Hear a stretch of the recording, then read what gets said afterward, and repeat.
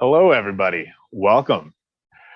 Welcome to our webinar on how to build a PCB, a guide for educators and product developers. Super excited to see a lot of you guys showed up. We've got a lot of signups and people are here. This is awesome. So yeah, let's get started. So first off, I'm Mike. Many of you, I'm sure, have talked to me before.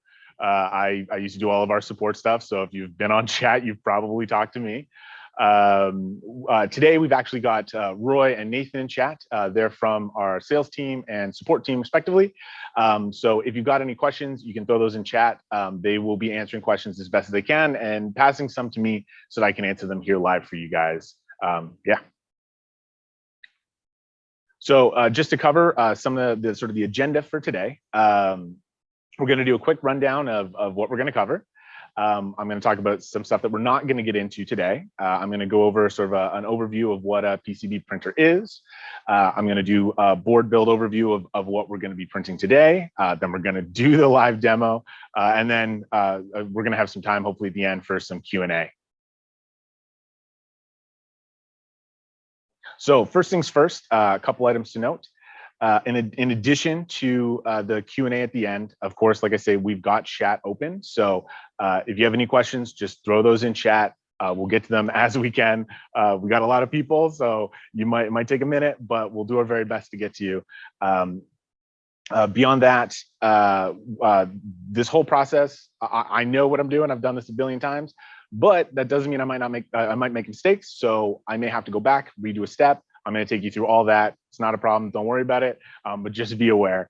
And then additionally, at the end of this, after the event, we will be sending out a video. We're going to send out additional content for you guys, just with some additional resources, articles to read, just extra feedback to give you some more context. So there are some things that we're not going to get to today, just to give everybody a heads up. We're not doing any double-sided boards. We're not going to be doing components on both sides. We're not doing vias or through holes, anything like that. Though if you do want to get more information on that, you can go to our support pages on the website. We have the Punk console guide, which is basically our hello world for doing drilling. And that'll actually take you step by step on how to do drilling, how to do holes, all that kind of stuff. So start there. You can get a lot of information there that's really useful. Additionally, we're probably not going to get into any hand soldering today, although I can't guarantee that because who knows what's going to happen with this board that I'm printing. I may need to do some touch-ups, so we'll see how it goes, but we're not intending to cover hand soldering in this event. And then, of course, anything that we don't get to, by all means, send a message to support@voltera.io, and our guys would be more than happy to answer any questions that you have. Additionally, just as a heads up, if you're using our software, if you have our software downloaded, there's a little chat in the bottom corner. If you click that, that actually goes directly to our support people. So you can also ask them there as well, whatever works best for you, and you can play around in the app while you're there. So what is a PCB printer and how does it work? So mechanically, it's very similar to an FDM printer, a traditional 3D printer. You know, we're moving in 3 axes, we're depositing material, very, very similar. We got to manage our height very, very precisely. But instead of taking a filament and melting and all that, we are dispensing paste-like materials. So solder paste and conductive ink in our case, of course. You can actually print other things as well, although of course the stuff that we test our machine with is our stuff. If you do want to get into your own things, you're going to have to play around a little bit and fiddle with some settings. The main things that the V1 does, the main 3 things: it dispenses, it drills, and it heats, right? We can put down materials, we can put holes in things, and then we got to be able to cure or do reflow. The main benefits of the V1, of course, is you can prototype a lot faster. You can iterate quickly. You can get a board done in an hour or so, which lets you iterate, lets you test, lets you do a whole bunch of things. You don't have to wait for the mail to come in. You can be really rapid with what you're trying to do. And then additionally, for any of you who have done board development, I'm sure you're familiar when you export your files to go get spun up somewhere. You're generally using Gerber. That is what we use. So basically any software that you use, it should be able to work. I will say that the Gerber standard, sometimes softwares will interpret the Gerber standard a little bit loosely. So if you do run into troubles loading one of your files in the software, by all means, send it to our guys. It's usually just a couple clicks to get it working, and we can tell you how to fix it. It shouldn't be a problem. So whatever software you want to use, we should be good to go. So with that said, I have a printer set up here to start the print. It's going to take a little bit. It's going to take like 12 minutes to actually do this print. So I'm going to start this print. And in the meantime, we've got a little video for you guys to watch about this project that we're doing. So we're going to play that now. And then when we come back, we should be printing, and we'll go from there. So you've printed the Hello World board with the V1. Now what? What else can you do with Voltera's PCB printer that's a little more complex? Using some of the fundamentals we've seen with the Hello World, I'm going to take you through a bit more involved build today that our partners in Korea, ITIZ, developed as part of the curriculum for their students. To save time, we've set up an assembly line of V1s, but you can definitely print these all with one V1 if you like.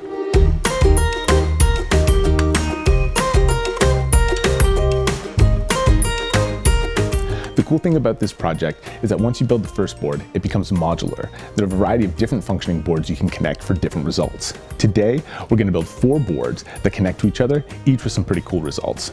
The first board is really the power plant of the rest of the boards, the NE555 spherical wave pulsation circuit. We'll just call it the pulse generator. For the pulse generator, we'll be using an LED, a capacitor, some resistors, and the key component for this board, the NE555 timer IC. An IC that's 50 years old at this point. This board is essentially the same as the Hello World board, but with the key difference being that we can adjust the frequency of the pulse generated by the 555 timer. To do this, we use a potentiometer. It's actually the same thing that's in the volume knob of an electric guitar. The final result of this board is you'll have an LED that blinks to illustrate that the pulse generator is sending out a pulse. The pulse that will affect the next 3 boards. All right. So board 2 is called our LED Sequential Switch. It's basically an array of LEDs with resistors blinking at different intervals dependent on the pulse from the pulse generator. The cool thing about this board is usually with so many LEDs, you would need 1 pin for each light that you're trying to run. But of course, we've only got 3 inputs on that board. So instead, we use this IC, which manages all those LEDs. And every time it gets a pulse, it switches which pin it outputs to, so we can use them all, even with just 3 pins. Now we get into something a bit more complex as we move into our third board, the 99 decimal counter. While it's a bit more complex, it builds on the principles we talked about in board 2, using ICs to manage LEDs. Each of the 7-segment displays are functionally just 7 LEDs in specific positions that change the display to numbers. So in order not to waste space with a bunch of traces, again, we use ICs to manage these 14 LEDs. 2 ICs are used to manage each of the 7-segment displays, but the 5th IC uses a couple of logic gates to reset the other ICs so that they loop when you get to 9, you go back to 0. The result is that every time we get a pulse, the counter goes up by 1. Moving on to our 4th and final board, the Roulette. This board looks somewhat similar to board 2, seeing as at a first glance, it's just another array of LEDs. It also looks like a certain ship from a certain franchise from a certain time long, long ago. An interesting part comes when we look at the way this board is designed. Usually, when you design a board, you're working with 4 layers. This is helpful when you get into complex designs that require certain lines to cross. However, the V1 only prints using a single layer or a 2-sided board if you're doing through holes. But there are still creative ways to get around these cross lines. Jumpers. Jumpers are resistors in name only. They're basically empty and provide no resistance. Instead, they act as a bridge over traces, allowing the pulse to cross over lines while working on a single layer. Well, why should I care? Why not just work with something that has multi-layer capabilities? Well, printing 1 layer when prototyping can help you keep your circuit cheaper to produce, so using creative workarounds like jumpers can decrease the cost of your final product and also allow you to iterate faster. That's key. You can always roll your design into a multi-layer board when you go to production for whatever you've built. As I mentioned earlier, this project is modular, so there's actually a few different other boards that ITIZ has designed that we didn't get to. For example, you can build a board that slows down the pulse generator, and another cool one that lights up pips and functions as an electric set of dice using LEDs. So there you have it. A bunch of cool ways to experiment using the V1 for various different designs and projects while exploring its capabilities and how it can work for what you're trying to do. So you can see here, I've got the power and the ground connected, but no pulse. So it shouldn't really be doing anything. But then when I touch this pad, it goes super fast, way faster than it was going before.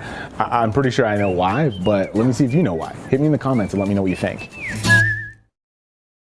Beautiful, beautiful. I hope you guys enjoyed that.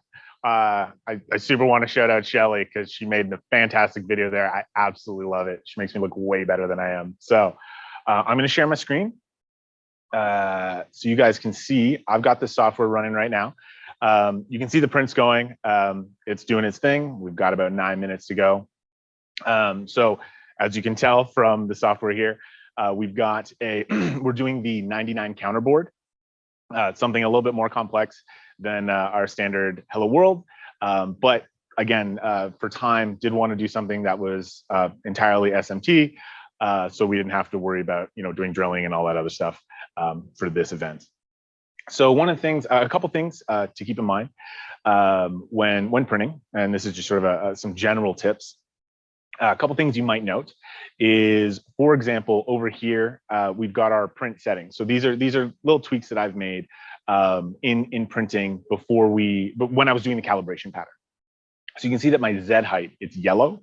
That indicates that it is different than the default value. The default value is 0.1. I'm printing slightly lower than the default.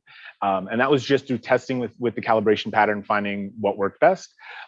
Generally, the default should be fine, but as you get more experience, as you print with the V1, you're going to start to see little tweaks that you can make to just get really, really fine lines, really good detail. It all comes from experience. And of course, the more complex the design you're trying to do, the more careful you want to be there. One thing that you'll probably hear me say several times throughout this is, measure twice, cut once. So one thing I often would get from users who are having trouble printing is, they would do that calibration. They say, oh, yeah, probably looks good, and they move on. Taking that extra time in the calibration process to make sure it really is, supreme, is really going to pay off huge dividends in the printing process. So, spend 5 minutes if you have to, redoing that calibration pattern, making it perfect, because you're just going to save yourself a lot of trouble down the line. You don't want to have to go back if you can avoid it. One of the other values here is the E value. This is one that I often explain to users. This is a value that sort of describes an offset from the position of the dispenser. It's sort of pressure. Basically, we have a little screw, it goes down, pushes on the ink. We do actually have a really good guide and a video on this on our YouTube channel and on the support side of the website. But one thing to keep in mind, I just wanted to shout out this so that no one is confused. When you see this value, this 250, don't assume that is an appropriate value for when you're printing. I've seen this happen a couple times where users will see a value and think, oh, that was a good print, they should do that. This is a purely relative value. So it's possible that you could have a perfect print at 0, or you could have a perfect print at 5 million. It doesn't matter what the actual value is. So I just want to call that one out just to be safe. So you can see the print's still going, it's going well. One thing you'll note is that the way that the printer prints, it will do all the traces first, and then it does pads after. One thing, just as another little pro tip, if you've got text in your board, text is actually a really good way to gauge how well you're printing. Oftentimes, text is made up of sort of small segments. So if you take a look, for example, actually the word pulse here would be really, really good because of the way that we draw an E and how we do the P. We sort of do a vertical line and then do the round bit. Oftentimes you can catch, minute problems with calibration with text. And one of the things that's really nice while this is still going, if you take a look in the software with me, I can actually highlight and select certain segments of a thing. So before you can do the calibration, say everything's really great, and then you decide, hey, I want to make sure, double check, just highlight, some section of your board. In this case, I'm highlighting text. Print that, see how it goes. If it's good, you can highlight the rest, and away you go. There are a couple other things that I did do here with my print. Here's our settings page. So one thing that I do, and we're going to get into this a little bit in sort of the next segment. Some of you actually who are probably familiar with the V1 might be a little confused that we're starting directly with the print and we've skipped, the probing and whatnot. That was totally intentional, and we're not actually going to skip it. It's just that we're going to paste this board when we're done, and we're going to be doing all that there. And I really didn't want to have you guys watch probing twice, because as interesting as it is to watch the board do stuff, it is definitely one of those things that is a little it's a little, it's the least interesting of the things that we do with the machine. So while this is printing, I thought I might go over some of the configurable options that we have in the software for settings. For the vast majority of prints, you shouldn't need to change these things. These are all, we do a lot of testing internally when we release an ink to make sure that it has the appropriate settings. You can actually see on the side here, we've got a list of all these other inks, and many of them will have similar settings, but some of them might have different settings. And that all comes down to, what the team comes up with. So the Pro Pitch, this is actually for probing, not for printing. And this is for doing that height map. I'm going to get into that a little bit when we get to the next section. Pass spacing is the distance between tool pass when you're drawing things. Dispense height, pretty straightforward. Feed rate, how quickly we move. Trim length is one that's kind of interesting. You'll note when printing, you'll see that the printer will move and it will sort of stop mid-trace, go up, come back down, and then continue its print. The trim length dictates that. That's how long we can move before we need to repressurize. Trace penetration is how far we go into pads. Anti-stringing. This is a common problem that materials will have where, you try and lift up and you get stringing, it sort of stretches out and breaks, and you don't want to have that causing shorts. So this is a little bit of distance we go back over a feature in order to try and eliminate that. Kick is an option. It's the distance that we move when we're applying pressure to the material in order to dispense it. One thing that is sometimes unclear to users, when we're dispensing our materials, we actually apply all of the pressure for dispensing at the beginning. So we apply all the pressure and essentially just pull the head over the board, and that built up pressure is what allows it to continue as it's trying to reach equilibrium and go back to not dispensing basically, and then we back off and we don't need to. Soft start ratios. This one's a bit more complicated. I'll just very briefly. It's the amount of that kick that is applied when moving in X and Y. I'm not going to get too into the weeds on this one because it's useful. You shouldn't need to play with it. If you do, that's one of those times you need probably be on support talking to one of our guys, and they will help you with that. Same with radiological set point. That's one of those sort of fiddly ones if you're using a custom material. If you're using our materials, you don't want to change that. So let's just go back to the print. We've got a couple minutes left. I did want to shout out a couple other things about the software just while we've got it open. Of course, down in the bottom corner, you've got this little green circle. This is your best friend. This is how we get to chat, and this is how you're going to talk to Bill here or Nathan. One thing to note for users: if you are in the software and you use the chat, it goes directly to support. You will go directly to one of our support people. If you're on our website and use the chat, it's going directly to sales. So in case you wanted to get to someone directly, just something to be aware of. I do also want to point out for any of you who are watching and wanted to play around with our software, maybe you don't have a V1 yet, and you're just really curious how it works, absolutely go to our website and download it. Once you've run it, I can't show you here because I'd have to cancel the print. But when the software first starts up, it's going to scan for a printer, and you're going to see a big Voltera logo in the middle, and it's going to say scanning for printers. And of course, if you don't have a printer, it's problematic. If you just triple click that logo in the middle, you can skip that and start playing around in the software. You won't be able to go super far because eventually you'll get to a point where you need to have a tool attached and do something. And if you don't have that, there you go. But you will be able to try loading your files, see if they work, play around with some of the settings, and see if it caters to you. Absolutely, if you do that, if you find any problems, if there's anything you don't like, let us know. We're always looking for feedback, and we always want to improve. So much appreciated any feedback you can give in that regard. Beyond that, let's see. Let me see if I have any questions that I can get to, just because we've got 2 minutes here. Okay, so one of the questions, really common question is maximum print size of the bed. It is 128 by 116 millimeters. And for anyone in the States, that's about 5 by 4.5 inches. and that is the maximum print area for the printer.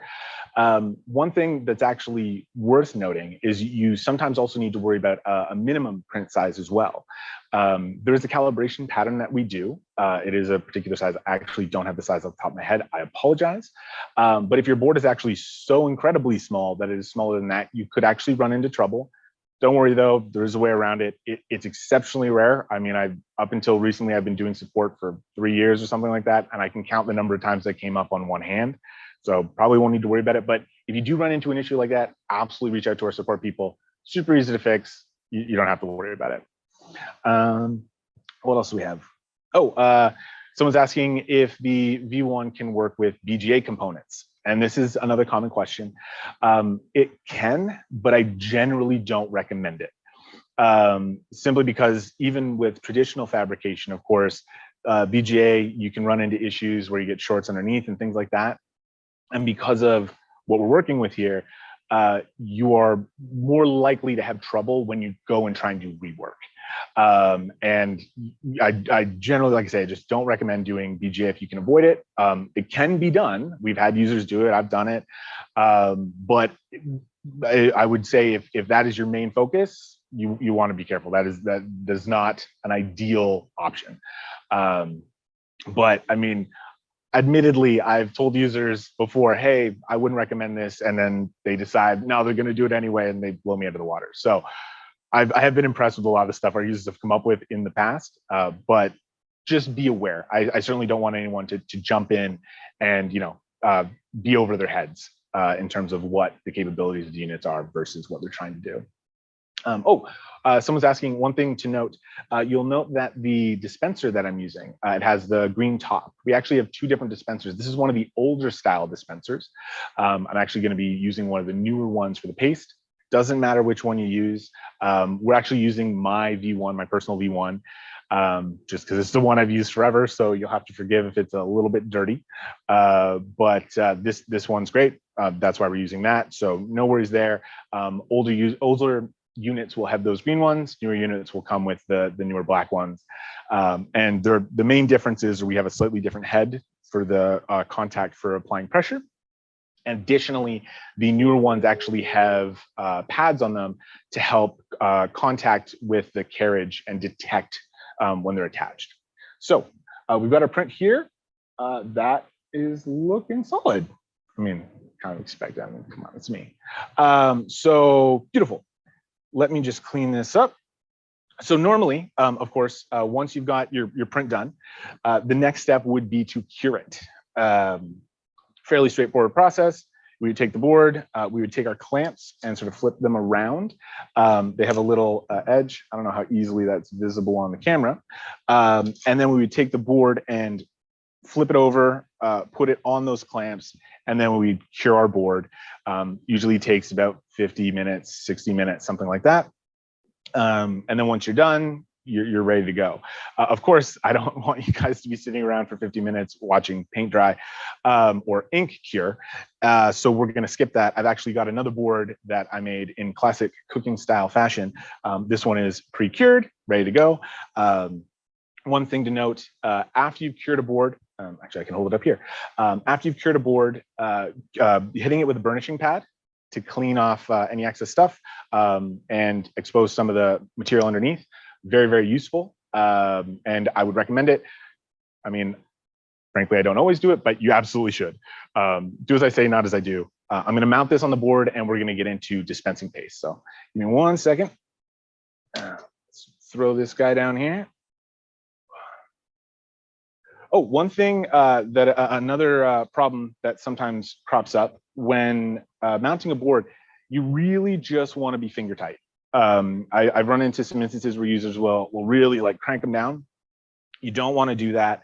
You actually risk the board bowing a little bit if you do that, which of course is going to run into issues with height mapping, which we're going to get into momentarily. The goal of the clamps is really just to make sure that there isn't any real side-to-side movement when you're touching the board and doing stuff. So just finger tight is all you need. So we're going to go back to the software.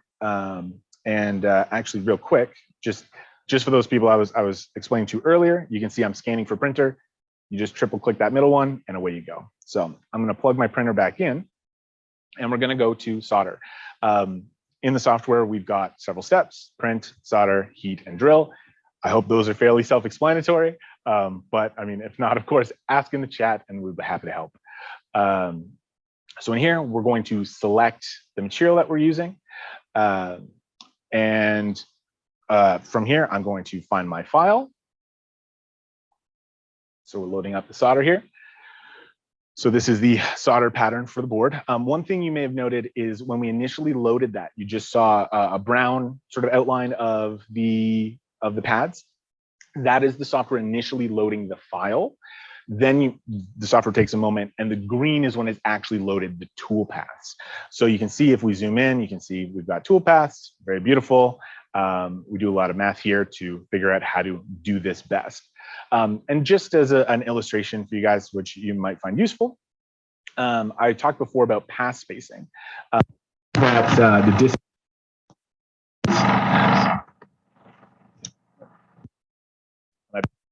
We're good? Apologies. Looked like my mic got unplugged. I wanted to just illustrate the pass spacing since we've got a little bit here. So you can see I changed the pass spacing, I increased it. We've now got more space between our passes, between our tool paths. This is actually can be really, really useful for very specific instances, especially if you have pads that are very close together and we're drawing the perimeter of them. And instead you want to draw just a line down the middle. That can be a really, really good way to make sure that you're only drawing the middle, not drawing the outside, getting your ink as far apart from other pools of ink as possible so you don't have shorts.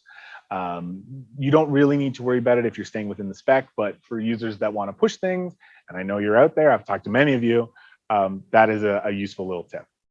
So I've loaded up my circuit or my paste file. Next thing we need to do is we need to do our alignment. So I've clamped the board, I've done all that, I've mounted the probe.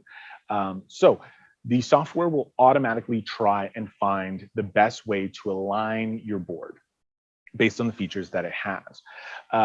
We generally will prioritize two things. One, we want to have points that are as far apart as they can be, but additionally, we like to focus on smaller pads.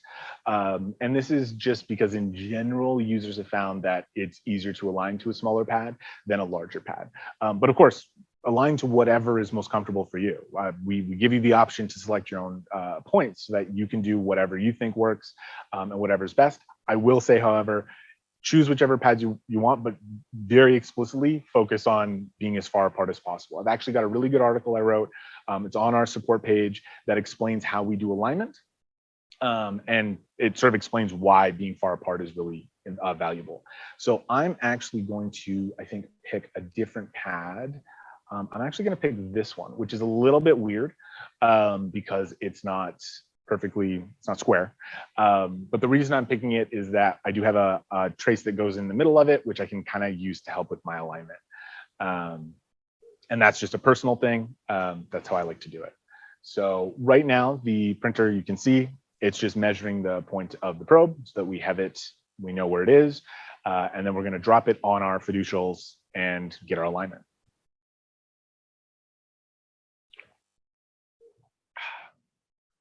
Doing that. One thing to be aware of is that in the software, when you're selecting fiducials, you are going to select them one at a time. So I don't really need to worry about this second guy over here. That one I'm going to select after I've done the first one. So initially, the printer will move to where it thinks the point should be based on what we see in the software. And I can see I'm actually pretty close. So what I'm going to do is I'm going to hit lower. I suppose I should have shown you, before we hit lower, you can either use the arrow keys, clicking them in the software, or arrow keys on your keyboard to move the carriage in sort of large steps. Once you've lowered it, it's going to move in much smaller steps. So I'm going to have to move over here real quick and take a look, get this aligned as perfectly as I can. That looks good. I'm going to click measure. It's going to touch down. And then we're going to move to the next feature. So in this case, that feature should be good. I might consider using one of these ones over here, but I think this one will be fine. All right. So, and I moved, it's again going to assume where it is. And one thing to keep in mind is this is actually a way that you could rotate a board. So if you've got a board and you've mounted it, for example, upside down or 90 degrees rotated, as long as you're dropping it on the appropriate features, the software will recognize that and it will rotate accordingly. So even though the printer here is trying to sort of move forward to where it thinks it is, if it were the other way around, you can just move to the appropriate pad, you'll be fine. Every now and then I would get users asking about rotating in software, and this is the way to do it. So let me just lower this. And we're very, very close, which means that when I mounted it, it was pretty close to center. Okay, I think that's good. So I'm going to click measure. It's going to do its thing. We're going to raise.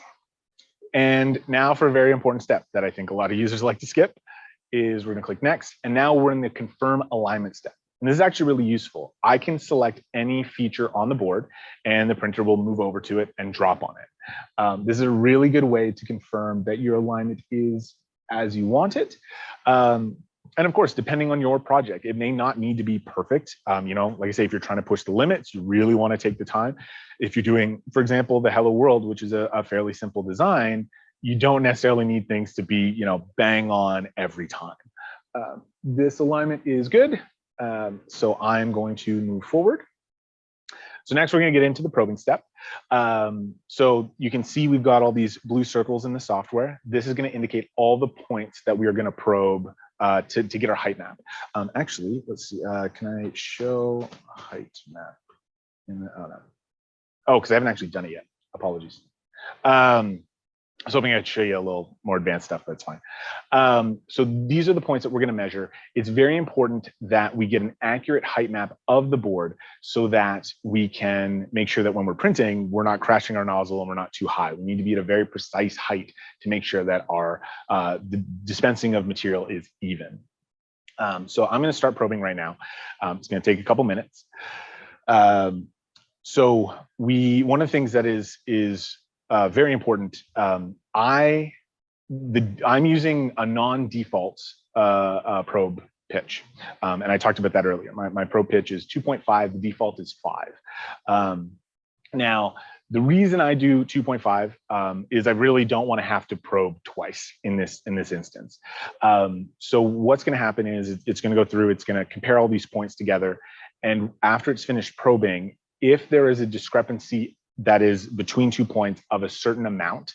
And that's actually something that can be changed in the software. Although, full stop, if you don't take anything away from this meeting, take this one thing away, don't change that value. Don't do that. We set this value. This is an extreme case only thing. Don't do it unless instructed to.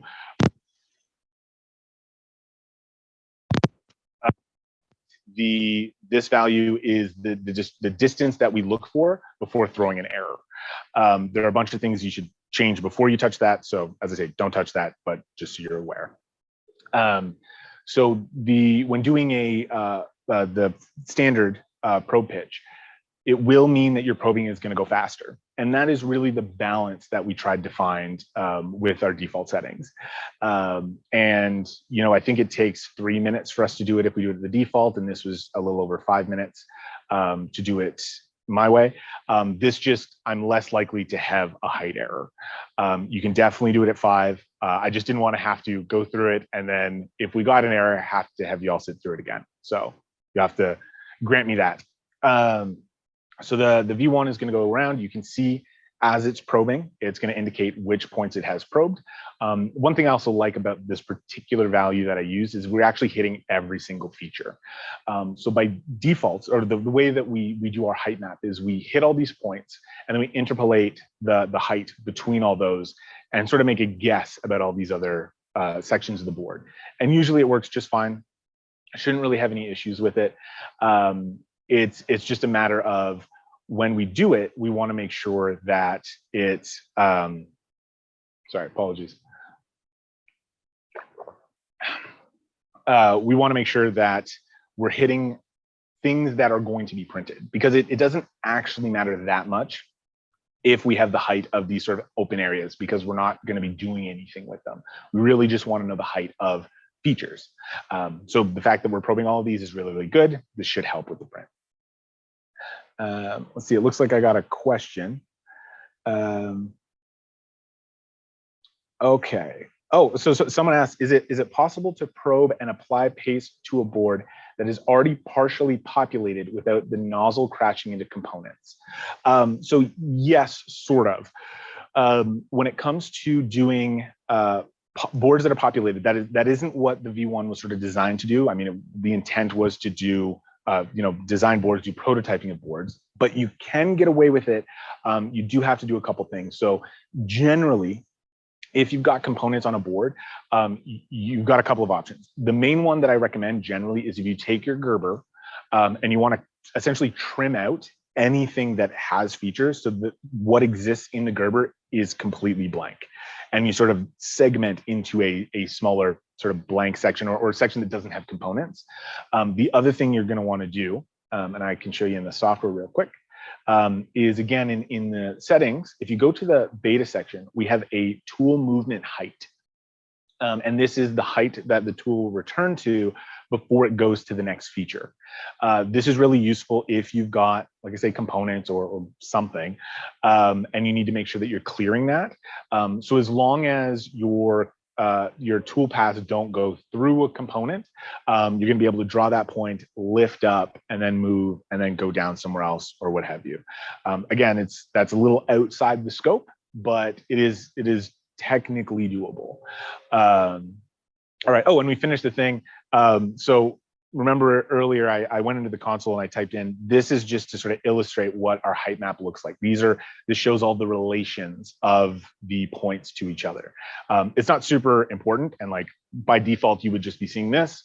Just thought you might like to see it. And for anyone who does, if you hit tilde or Control C, I believe, to open up a console, you can actually type just show height map to get that if you wanted to see it. I think it's cool. Anyway, so you can see that we finished probing. Everything looks good, measurement complete, no errors. We do actually have an article on the website that talks about probing error detection. And it actually has some illustrations of what you would see if you did have a problem. I highly recommend you read that. It's very useful if you do have problems, but we don't, so we're gonna proceed. So we're gonna remove the probe. And next, we are going to prime our solder paste. So I've got my solder paste ready to go. Sorry, you won't be able to see too clearly what I'm doing, but I'm just putting a little bit of pressure on the paste to make sure that it's coming out cleanly. One of the more common issues that we sometimes see if you're not getting paste dispensing when you expect it to is that you might have a clog, or if you have a clog, you should replace the nozzle. But if you have a little bit of dried paste and it's not really clogged up, it's just flowing poorly, you may just need to purge. And you crank it a little bit, let it go through. You should see the paste coming out nice and clean, and it should kind of amalgamate and sort of pool once it's dispensed. So you just want to check that, make sure that happens. So here we go. We've got that. We've mounted the solder paste. So what I'm going to do is I'm actually going to, we don't do a calibration pattern for paste because you don't really need to. You can absolutely do your print of paste and adjust your things on the fly. Personally, I like to do a test pad, make sure it looks good, and then I can sort of ignore it and everything should be fine. So I'm going to select one of these pads down here, again with selective print, very useful. And I'm just going to click start, and I'm going to see how it goes. So as always, we need to measure the tip of the dispenser, make sure we know where it is, because we don't want to crash it. And this is, I find this a very useful step. Again, you don't need to do this. You can absolutely just start going and then plus and minus and change your height as you see fit as you're going. And then of course, after you've printed, if the first few pads or features that you put material down on don't look great, you just wipe them off and then select them and then reprint them. That's sort of the more common way to do it. I'm just weird.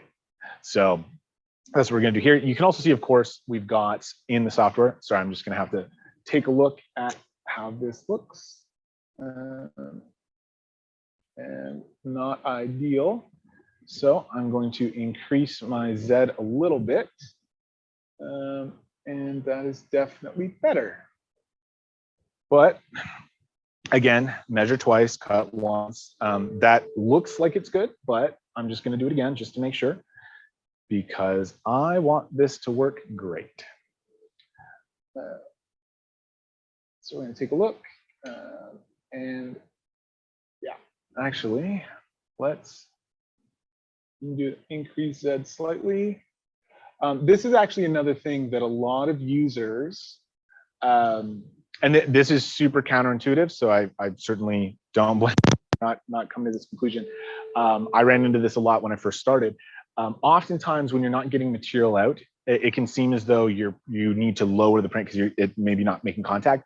Oftentimes, when that's happening, you actually need to raise your height a little bit to give enough space for the material to come out. That was one of those things I kind of had to learn the hard way. But oftentimes, if I think I need to lower, I actually start raising and see what happens. Another thing I'm just going to point out, so with this particular board, these sort of 3 pads on the edge, we're not putting any components on those, so we're not putting any paste down. Those are going to be just just connected to with alligator clips. So we're not going to put any paste on those. These other components here, we are going to be doing, let me just start that. These other components that you see I've selected just the inside. These are jumpers. You saw them in the video. I know that the pads here I find are particularly large, so we don't actually need that much paste on them. I think they're 1206. I can't remember the size off the top of my head. But yeah, so I actually like to select just the inside, so we don't put too much material down here. A common question that we get is, or a common issue I've seen is users who are putting down paste and then reflowing without any components, and you don't want to do that. The silver ink is different than a standard copper board. So you're not going to have the same type of sort of wetting that you see. With hand soldering and whatnot, you can get a feel for it and actually make it look really good, but it is definitely different than copper. And in that regard, when you're reflowing on a blank pad, you're going to see a lot of balling of the paste rather than what you would expect. So in my experience, I generally recommend having a little less paste on a pad than you think you need. I find it's easier to just add a little with the soldering iron rather than trying to take stuff off if you're trying to do rework. So I usually err on the side of having a little too little. In this particular instance as well, we've also got traces running under these components. So I really want to make sure that when we reflow, we don't end up with paste going under the component and then shorting out those, because if we do that, it's going to be a real problem trying to resolve. So let me just take a quick look and see how our pasting is going. This is actually going quite well. This looks good. Once we've got that, we're going to be reflowing this guy. And then while it's doing that, we'll get into the QA. So I'm going to sort of jump a little bit ahead while it's doing that and talk about some of the other stuff that I want to get to, because we are getting closer to the end than I thought we would at this point. Anyway, so with the components, there are a couple things I'll let you know about what I've got today. The particular 7-segment displays that I have, these are not the desired component for this particular job. You'll note that the pads we've got on the board are quite long. So we're expecting to have components with big legs. I do not have those. I have these little guys. These are great. I actually really like them. They work well. But just so that everyone's on the same page, I actually did tin the bottom of these just to make sure that we get a better connection when putting it down. Also, I'll let you know, I did make a mistake when I got these. Always check your data sheets when you're looking for components, and always double check everything. I did not. And these little guys actually have a little pad on the bottom that I didn't see in the data sheet. I did check it. I just checked it too quickly. So I'm worried about those shorting out the traces that run underneath. So in this particular one, I actually took a little bit of UV resin from a 3D printer just to insulate that pad, and we're good. And that works just fine. But just so you guys are all on the same page. It looks like we may have another question. Oh, no, I thought it was, but it was just a message from a rando. Beautiful. Let me see, what else do we got? One of the questions, of course, can you dispense your own materials? Yes, you can do that. It's not, it's not a plug and play solution. If you've got a custom material, don't expect that you're just going to put it in a cartridge and get going. We have a materials team for all of our materials that we provide, and we test them rigorously. We do solder ability, we do adhesion testing, we have all sorts of really cool equipment that maybe I should do a video on sometime, and show you guys our process. But there's a lot of testing that we do in getting our materials ready, and it's very important that you take the time to sort of figure out what you need to do. So you can do it, but there are going to be some materials that you just can't print and some materials that work great. Even in the materials that we have gone through, I can tell you, when our materials, we had a big wall of different materials and they were testing them all, and it looked like a conspiracy theory with all these like pins next to everything. It took a lot of time and a lot of effort to figure out. So just be aware of that, but you can do it. General rule of thumb I like to give people is if it's something that you could silk screen, you can probably print it, but no guarantees, of course. Absolutely, though, if you do have a custom material, reach out to our support team. If you can provide us the name of the material, it's possible it's something we've already tested. We've gone through a lot of materials, so we might be able to give you some advice there. And then additionally, if it's something we haven't tested, I mean, we might like to, but even then, we can probably give you some help there. One of the things I find is looking at that calibration pattern. Once you get used to what things are supposed to look like, you can actually do a lot of diagnosing of what you need to do to get a good print just by looking at that calibration pattern. It is absolutely invaluable. Oh, that's a great question. I got one. So one of the questions, what percentage of parts need tinning? In general, you shouldn't actually need to tin any of your parts. I generally don't tin any of my parts. It's just in this particular instance, because I'm using a component that doesn't actually fit perfectly the footprint of what I'm doing. I sort of had to look at a schematic and a Gerber and find parts that would fit, and it was kind of tricky to find exactly the right size, and I didn't get one that had the big legs. So when I initially made this board, I actually didn't tin it, and it did work. It just didn't work super well. I had a couple loose connections on some of those pads, so I just found that if I put a little bit of tinning on those, it just helped with that particular connection. But 99% of the time, you don't need to do any tinning of pads or any tinning of components. And like I said, I wouldn't tin your pads at all. You put paste on them, put your component down, and away you go. So that's why I wanted to call it out for the 7-segment display, because it is odd. It is not the norm. For all the other components, none of them are tinned. We're just putting them down, and they should be fine. Sorry, let me grab a drink. All right, let me see if I have any other questions. I've got a minute to go before I'm going to populate, and then we can start the. Once I populated, we can start reflow. And then from there, I can really get into more questions. But I've got 53 seconds. Let me see if I can find one. Someone was just asking, what does the machine come with? I could probably rattle it off the top of my head, and I should be able to, because I used to pack all the boxes and build all the units. But if you actually go to the website, we do have a section that has a list. It's got a nice little graphic that we did. You can highlight everything and see all the components. But generally, it's the V1. It's going to come with 2 dispensers. It's going to come with ink and paste. It's going to come with clamps, thumb screws, everything you need. Like we have additional things that you can get on the store, of course. We've got template boards. People should be using those. Those things are awesome. We don't see those used enough. So you can make your shields for your Arduinos, or take a Raspberry Pi or whatever and build off that without having to do something special. We've even got some nice boards with vias already in them. So if you didn't want to do the drilling, or you didn't want to spend the time, you can just route to those vias, use one of our templates, and work with that. But it's going to come with everything you need to be able to start printing, and of course comes with the Hello World kit and whatnot. I think I mentioned this sort of earlier, but someone's asking what software you can use. In theory, you should be able to use any software. As I say, excuse me, some developers like to do their own thing when it comes to exporting Gerbers. So it is possible that you're going to run into issues where they export it in some sort of weird way. But again, contact our support guys. They will be more than happy to help you out with what you need in that regard. So right now I am just going to populate this guy. So you'll have to forgive me because I do need to focus a little bit. And of course, as I say, get your questions in chat. And anything you like to know, I'm more than happy to help with.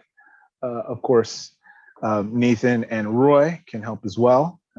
I assume we actually also have a couple other Volterans in the chat as well that probably could jump in if need be. Just got to sort out my ICs here because I have several of them and I want to make sure I put the right ones in the right place. Oh, it's 93. Okay, here's our AND gate.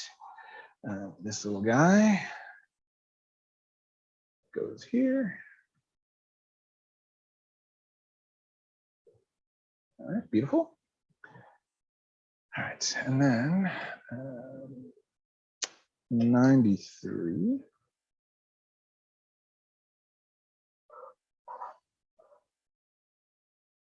I always recommend using tweezers for this. Good set of tweezers is worth its weight in gold.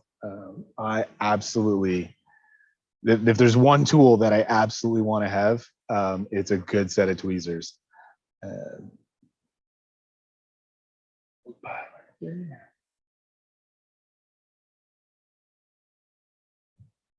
right.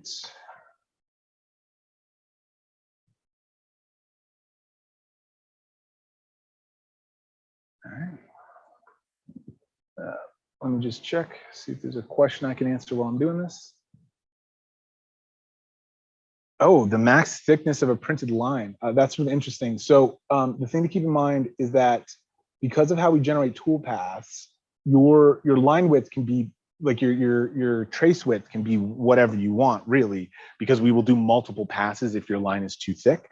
So there are a couple of variables that can impact your line thickness. We do actually have several different size nozzles that we have on the store. Generally, I recommend the 225. That is the standard. That's what I'm using today. And those will do, if it's within the V1 spec, those will do it. You shouldn't need to go any smaller than that unless you're doing something kind of wild. Which, I mean, frankly, I do like to encourage because I really love seeing what you guys come up with. I'm actually really happy to see a bunch of you guys in chat that I've talked to before. And I'm always impressed with the stuff that our users come up with because, I mean, really, you guys should be the ones up here teaching this stuff because you're all fantastic. So, but yes, in terms of the maximum thickness, you could really set it to whatever you want. You could have an entire board with just one thick trace if you wanted to. Wouldn't recommend it, but you could. Actually, on that note, one thing that is also a common question is solid pores. Pores, obviously, super common, something we see all the time. But generally, when it comes to doing conductive ink, you do not want to do a solid pore. A solid pore is just going to waste a lot of ink and is not really gonna, it's not going to look good. And whoops, it'll work, hopefully, but it's more likely to have issues with too much material and having, you're more likely to have shorts because the ink will slump a little bit and you'll end up with stuff touching. So the recommendation is actually to convert any of your solid pores into hatched planes. And that is going to, I mean, it's the best thing ever. You're not going to really notice any difference in your performance. You're going to have much faster print time. You're going to not use nearly as much ink. And you're generally not going to have as much trouble. So always, always, always convert to a hatched plane if possible. And you should be good. Let me just verify that these guys are correct. Okay. I'm going to do this left-handed, which is crazy. There we go. Always, always, always use the tweezers. I know I've seen people do it by hand, and I know they like to do it that way, but that is not recommended. Cool. Okay, I've got all my components down. So now we're going to start reflow. So next, finish. So we're going to go to heat. We're going to go to reflow. You can select your materials and place your board, hit start, and it's just going to heat. So now we're going to see heat graph. One thing you may have noticed is that we can select different materials because, of course, we may have different reflow profiles for different materials, and that's important. Currently in the software, we don't have a super easy way to create your own reflow profiles, but it is doable. Absolutely. I do have a little guide on how to do it. Basically, you just have to, like, we have a JSON file in the software folder. You can just set up what you want it to do, and it will do that. And of course, reach out to support. They can show you how to do that. Super simple. I'd like to implement it as more of a full feature at some point. But yeah, for the moment, that's what you can do. Okay, yeah, and I do apologize. We did go a little bit long. So this reflow is actually going to take about 15 minutes. My apologies. I'm happy to stay and answer questions and whatnot. But I did want to show you guys, we do have a board that I did prepare in the event that this one failed. But let me just, we've got, I'm just going to sort of sneak in here. So we've got our regular pulse generator. And I'm going to use alligator clips to connect this guy up. One thing I should also shout out, the ink that we have is not the same as copper. Like, just to be perfectly blunt, it's not the same as copper. It is going to be less resilient to damage. So one of the things that I actually have here is, and I don't know how well it can be seen, but on all of the pads, I actually have a little bit of conductive tape. So I put this little bit of tape over top of those pads because I'm hitting with the alligator clips, and those little teeth can do some damage to the ink. You can get away with doing it for a bit, but it is one of those things that as you clip and unclip, you're probably going to cause some damage. I find this conductive tape is super awesome for that. So that's what I've got. So I'm just going to give this guy some power. Whoop, there we go. So we got our pulse generator going. We've got this board. And this is what this next board is going to do once we're done with it. Again, my apologies for going a little bit long. So any of you that need to leave, by all means, I really appreciate you guys showing up. I'm going to keep on with this.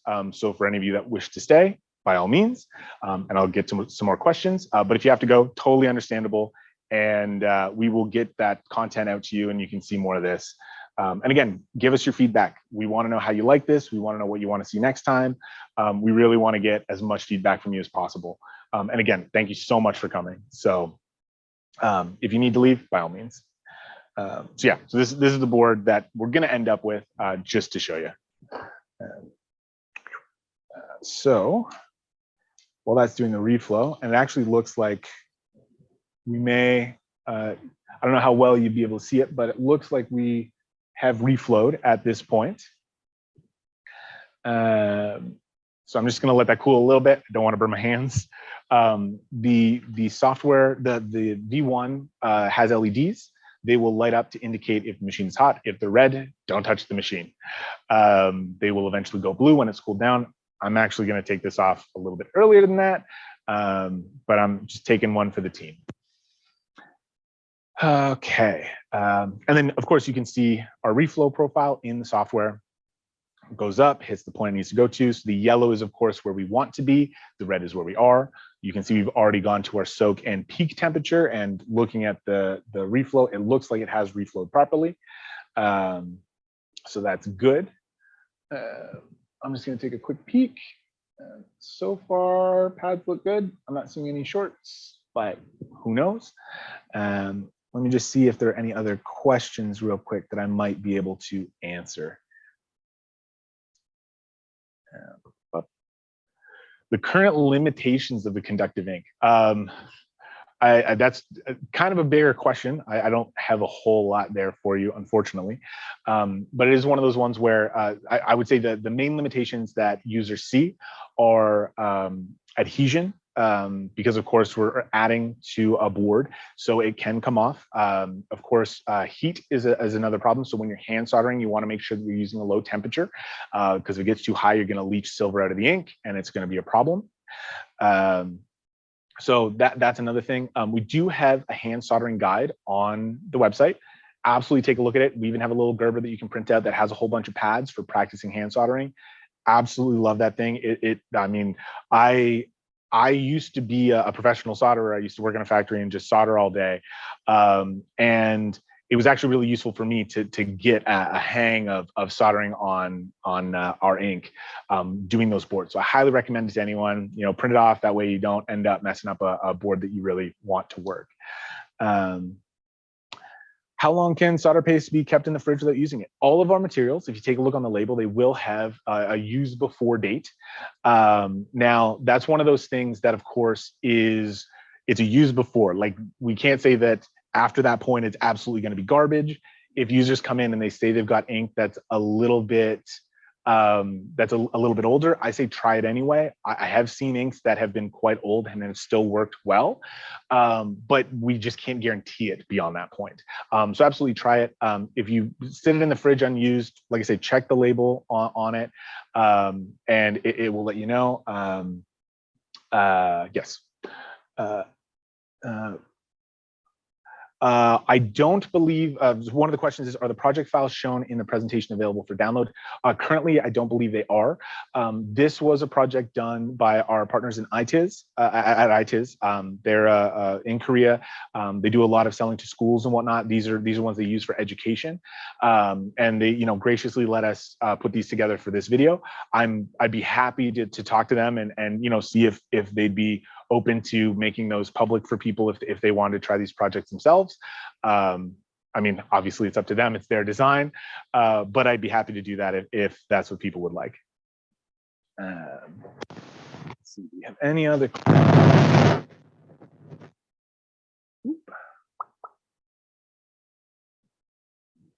Okay, well, if we don't have anything specific, I'm gonna just try hitting this board with our leads. See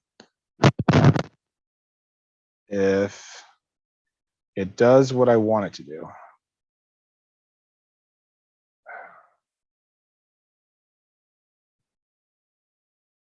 Okay. Because it may work, it may not. I don't know. Of course, it's really hot, so I need to be careful. This is very awkward. I apologize. Oh, okay, it's trying. All right, yep. So it mostly works. I can see that there are two, not shorts, but incomplete connections on the one of the 7-segment displays. So it looks like it's section E and section A, which actually shouldn't be a problem. I need to let that cool a bit, unfortunately, but I actually am just going to tap those with a soldering iron, and those will work just fine. I've had that problem once before with one of these. Whenever you've got an IC with that many pins and it's that big, it's possible you run into problems like that. And that's why I probably should have made sure I got the IC that had the little legs on it, because it probably would have worked better. So check your data sheets and make sure you got the right parts. But yeah, let me see. Do we have any other questions I can answer?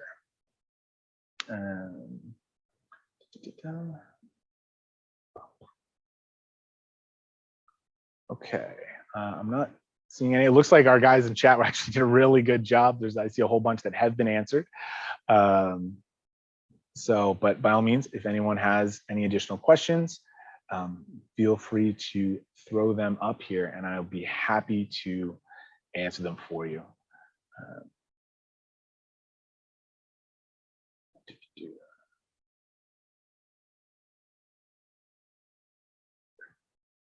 Cool. All right. So I'm going to very cautiously, and this is actually the other benefit of doing finger tight, is I can actually undo this without burning my hands. If you do them way too tight, you're kind of stuck. So I'm actually going to pull this off. I'm going to try to. Whoop. This is a spicy board. Okay, so let me just take a look and see if I can figure out which pads have the poor solder join. Oh, man, let me just turn on my iron.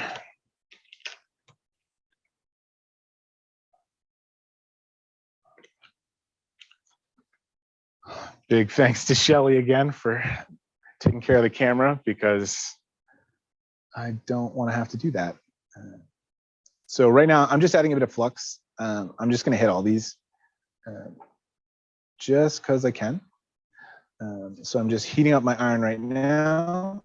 Of course, you want to make sure if you are printing with V1 using our ink, you also want to use our solder wire. We actually had to do a whole lot of searching to find a solder wire that worked really well with our materials. You don't want to be using lead solder.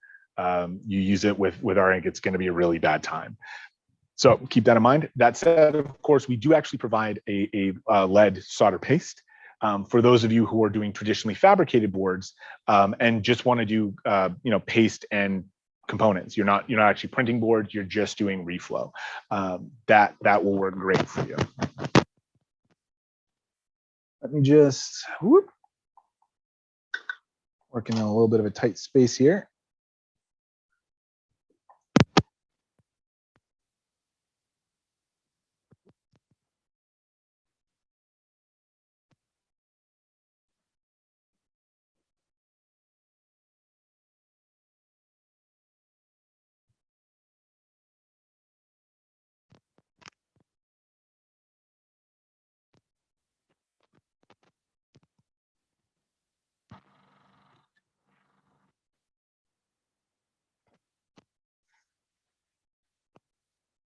I think I may have lost my audio. Oh, we're good? Okay, beautiful. Apologies for that. I have a very unpredictable microphone connection at the moment.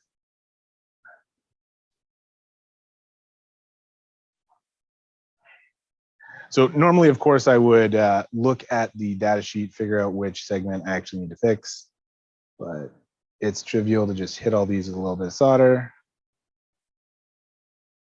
Beautiful. And just to try and save some time, because I'm sure you guys all have important things you got to get to, I'm not going to worry about the tape, the conductive tape for this. I'm just going to try and hook these all up. And of course, I printed slightly too far from the edge of the board. So